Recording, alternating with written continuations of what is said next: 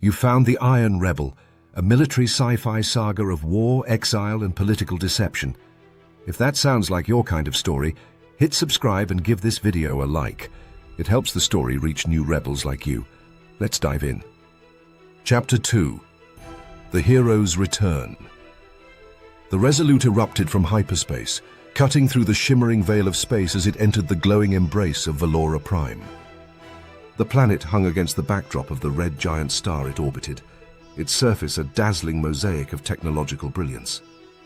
From this vantage point, Velora Prime looked like a living jewel, sprawling cities interconnected by luminous highways, golden towers piercing the atmosphere, and orbital platforms bustling with activity. The red giant's fiery radiance bathed the planet in warm, crimson hues, giving the capital world an almost surreal aura. As the flagship of the victorious fleet, the Resolute was met with grandeur. Starships of every class floated in ceremonial formation, their hulls gleaming as they aligned to form a corridor of honor. Civilian vessels, adorned with holographic banners and ribbons of light, hovered nearby. As the Resolute glided past, these smaller ships blinked their navigation lights in a synchronized salute, creating a breathtaking symphony of gratitude and triumph that spread like ripples across the fleet. Inside the bridge, General Kane stood at the helm, his posture rigid and commanding. The crew buzzed with excitement, many stealing glances out the viewports at the spectacle unfolding around them. The mood was electric, yet Kane's expression remained stoic, his mind distant. The war was over, but he felt no relief, only a heavy, lingering burden. Behind the veneer of celebration loomed the daunting task of rebuilding a fractured confederation and the inevitable quagmire of politics. "Sir," Commander Lynn Vero said softly as she stepped beside him. Her usually stern face was lit with the faintest trace of a smile, a rare moment of ease after years of war. "Velora Prime has prepared a hero's welcome. The High Chancellor himself will lead the ceremony." Kane inclined his head slightly, his tone curt. "As expected. Inform the crew to prepare for disembarkation. But make it clear, this is a moment of recognition, not celebration. The work is far from done." Vero hesitated, a flicker of uncertainty in her eyes. "Permission to speak freely, General?" Kane turned to her, his steely gaze softening just enough to signal his consent. "Granted. You've led us through the worst war in Confederation history," Vero said, her voice steady but laced with earnestness. "If anyone deserves to celebrate, it's you." Kane's lips pressed into a thin line, his expression hardening. "War isn't something to celebrate, Commander. It's something to endure. Remember that." The docking bay of Velora Prime's orbital station was a hive of activity, alive with the hum of anticipation and the rhythmic whir of countless machines. The station itself was a marvel of engineering, a massive ring of silver and glass suspended above the planet, connected to the surface by towering space elevators that glowed faintly in the red giant's light. As the Resolute maneuvered into position, the vast concourse below filled with throngs of people, politicians, military officials, and civilians eager to catch a glimpse of their returning hero. The air seemed charged with a palpable energy, a mix of awe and reverence that rippled through the crowd. Holographic banners illuminated the docking bay with shifting images of Kane's stern visage juxtaposed with the Confederation insignia. Bold letters hovered beside them, proclaiming, "Victory for all humanity." The message was as much for the people of Velora Prime as it was for the billions watching the broadcast across the stars. The ceremonial atmosphere was meticulously orchestrated. A crimson carpet stretched from the docking ramp to the grand stage, its edges lined with vibrant blue light strips that pulsed gently in rhythm with the station's hum. Rows of honor guards stood flanking the carpet, their white uniforms pristine and their energy weapons held with military precision. Behind them, camera drones hovered silently, capturing every angle of the unfolding spectacle. As the Resolute's gangway extended with a soft hiss of hydraulics, the crowd erupted into deafening applause. The sound reverberated through the cavernous bay, a thunderous wave of approval that seemed to shake the very structure of the station. Kane descended the ramp with measured steps, his boots striking the polished surface with deliberate force. His black uniform was unadorned except for the silver insignia of his rank, a symbol of his service and sacrifice. His face, as ever, was unreadable, a mask of composure that gave no hint of the thoughts running beneath. Beside him, Commander Vero walked with a composed air, though her eyes darted to the massive crowd with a mixture of awe and discomfort. The sheer scale of the reception, the sea of faces turned toward them, was overwhelming even for someone of her seasoned experience. She glanced at Kane, his unshakable presence offering her a measure of steadiness. Waiting at the end of the ramp was Senator Dovan Myres, his rotund frame clad in ceremonial robes of deep indigo trimmed with gold. A practiced politician, Myres was every inch the consummate statesman. His broad smile radiated warmth, though his shrewd eyes betrayed the calculated nature of every gesture. His hands were clasped in front of him, a deliberate pose of humility and gratitude. "General Kane," Myres boomed, his voice amplified by discreet audio projectors embedded in the stage. His rich tone filled the bay, carrying a practiced sincerity. "You have delivered us from the brink of annihilation. On behalf of the Confederation, I extend our deepest gratitude." Kane halted before the senator, his posture unyielding as steel. His eyes briefly flicked to the surrounding crowd before settling on Myres. "The victory belongs to every soldier who gave their life for this cause," he said, his voice steady and devoid of flourish or embellishment. "Spoken like a true hero," Myres replied, his smile faltering slightly under Kane's piercing gaze. "Please join us in the Grand Hall for the celebration. The people demand their hero." Kane allowed himself a brief nod, suppressing the sigh that threatened to escape. "Of course, Senator. Lead the way."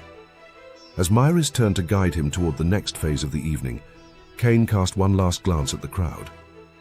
Their cheers echoed in his ears, but all he could think of were the faces of those who had not lived to see this day. Victory, he knew, was never without its ghosts. The Grand Hall of Velora Prime stood as a breathtaking testament to the Confederation's resilience and unity. Its vaulted ceilings stretched impossibly high, adorned with mosaics that depicted pivotal moments in its storied history: the founding of the Confederation, the signing of the first interstellar accords, and the courageous stand of soldiers in battles long past. Tonight, the hall had been transformed into a dazzling arena of celebration. Chandeliers of refracted crystal light cast shimmering rainbows across the crowd, their brilliance amplified by the red glow from Velora Prime's atmosphere. Every inch of the space was a masterpiece of design. The polished marble floors gleamed like liquid silver, reflecting the grandeur above. Tall columns lined the walls, each wrapped in holographic projections of star systems that shimmered and shifted with every angle of view. Long banquet tables stretched across the room, laden with delicacies from every corner of the galaxy. Fruits with iridescent skins, meats roasted to perfection and glistening under soft light, and wines that sparkled as though infused with stardust. The hall was filled with the elite of society. Senators dressed in opulent robes conversed in clusters, their voices mingling with the hum of industrial magnates boasting of their contributions to the war effort. Decorated military officers, their medals glinting in the light, exchanged subdued words of camaraderie. The clinking of crystal glasses provided a rhythmic backdrop to the buzz of conversation. When Kane entered, the atmosphere shifted. A standing ovation erupted, applause rolling through the hall like a tidal wave. All eyes turned to the towering figure at the entrance. Cameras hovered discreetly, their lenses trained on him as they broadcast the moment to millions across the galaxy. Kane's uniform was sharp and unadorned save for his silver insignia, his imposing presence commanding respect. He moved with measured precision, acknowledging the ovation with the slightest incline of his head. At the head of the hall, a grand table awaited him, positioned on an elevated platform that provided an unobstructed view of the room. Senator Myres and Senator Tullis Grev were already seated, their expressions a mix of pride and expectation. Kane ascended the steps to join them, his movements deliberate, his face a mask of control. As the evening progressed, Kane engaged sparingly in conversation. His responses were succinct, his tone professional.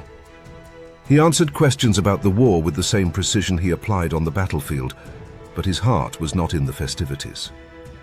The weight of his decisions and the faces of those lost lingered in his thoughts, casting a shadow over the celebration.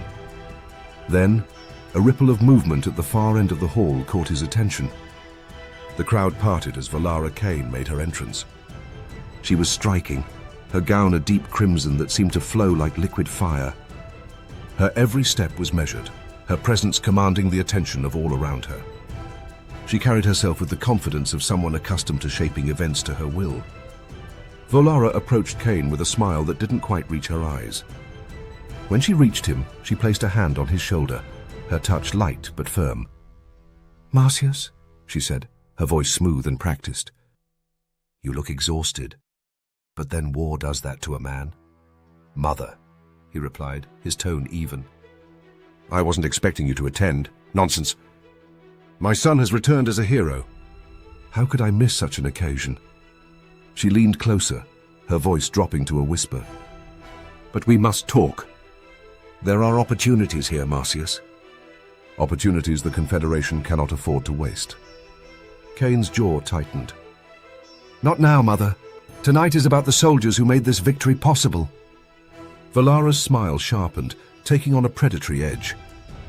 "It's always about the soldiers with you. But soldiers don't rebuild nations. Leaders do.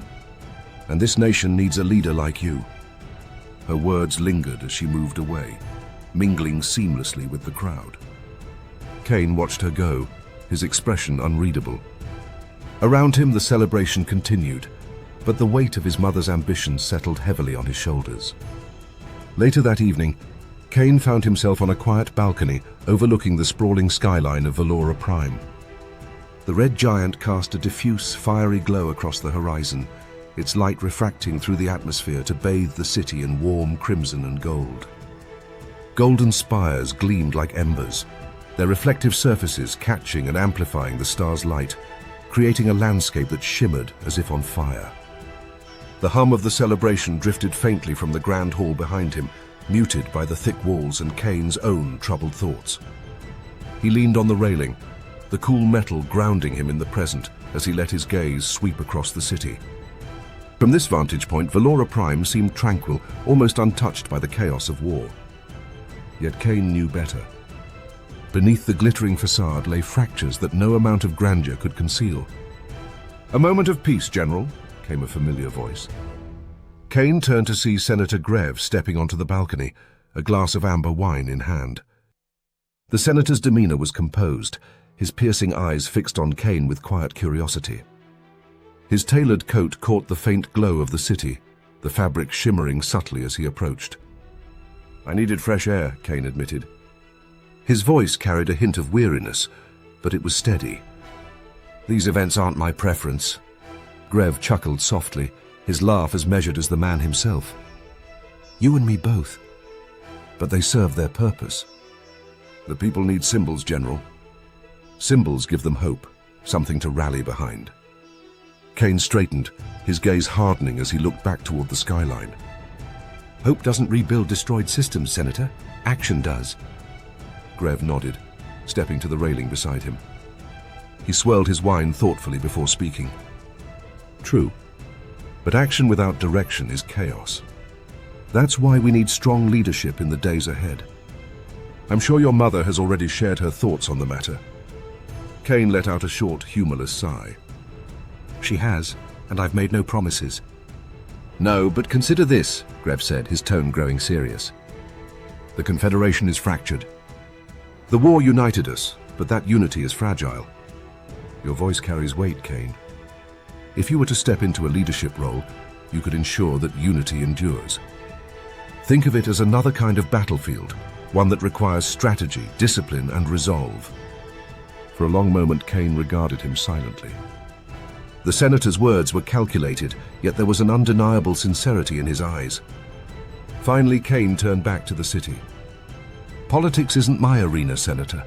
I prefer to leave it to those better suited." "Perhaps. But sometimes, General," Grev said, finishing his wine and placing the empty glass on the railing, "the battlefield chooses you." Grev's footsteps echoed softly as he retreated into the hall, leaving Kane alone once more. The silence that followed was heavy, punctuated only by the distant hum of the city below. Victory had been achieved, but as Kane stared out into the horizon, he felt the weight of battles yet to come pressing heavily on his shoulders. This chapter of the Iron Rebel comes to a close, but the war is far from over. If the story spoke to you, leave a like. It fuels the rebellion. And if you haven't yet, subscribe. New episodes drop every week. Until next time, stay sharp, stay defiant,